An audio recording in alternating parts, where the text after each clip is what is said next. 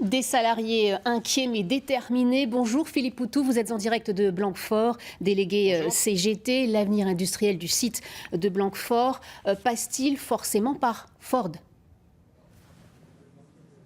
L'avenir, s'il passe par Ford, nous on dit ça, oui.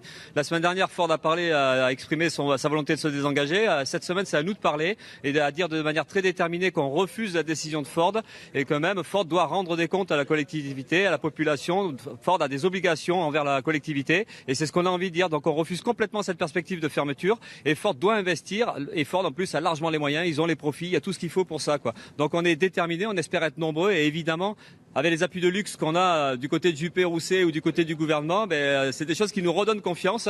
Et en tout cas, l'objectif aujourd'hui, c'est d'inverser le cours des choses et d'arriver à sauver l'usine et les 3000 emplois à peu près induits dans la région. Et vous dites Ford doit revoir sa copie. Qu'est-ce qui lui ferait changer d'avis aujourd'hui ? Vous êtes confiant ? Confiance, c'est difficile d'avoir confiance quand on voit tout ce qui se passe du côté des salariés, de la population. Hein. On prend des coups, on recule. Donc la confiance, elle n'est pas vraiment là. Mais ce qui est en train de se jouer, peut-être, c'est ça aujourd'hui. C'est comment nous, on peut reprendre confiance en nous-mêmes. Comment nous, on peut penser qu'évidemment, il n'y a pas de fatalité et que ça peut bouger. Et là, encore une fois, quand on voit les pouvoirs publics, les communes autour de nous, la population même qui est sensibilisée, on se dit qu'il peut y avoir un rapport de force qui évolue. C'est pour ça qu'on en appelle d'ailleurs à l'ensemble de la population à se battre avec nous pour la défense des emplois à Ford, mais aussi partout, parce qu'il y en a ras-le-bol de subir tout ce qui se passe aujourd'hui.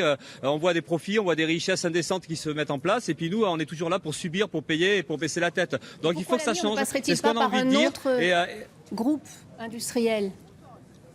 Un autre groupe, déjà il n'y en a pas, il faudrait nous en citer un. Les repreneurs, c'est forcément bidon. En plus, on a l'expérience, il y a 8 ans à peine, d'un repreneur bidonné par Ford, qui s'appelle HZ. Il est hors de question de nous remettre dans cette histoire-là. Aujourd'hui, Ford a les moyens, et puis en plus, Ford a des comptes à rendre. C'est un peu trop facile qu'une multinationale qui touche 50 millions de bénéfices d'aides publiques ces 5 dernières années. Et puis même, on pourrait faire un calcul. On l'a pas encore fait, mais c'est compliqué. Mais depuis 45 ans, Ford a reçu de l'argent public. Aujourd'hui, cette usine-là, elle est en partie publique. Ford n'a pas le droit de décider tout seul. C'est au pouvoir public, aux salariés de pouvoir aussi décider cet avenir-là. Donc encore une fois, on a la légitimité pour revendiquer ça, pour mener la bataille et changer le cours des choses.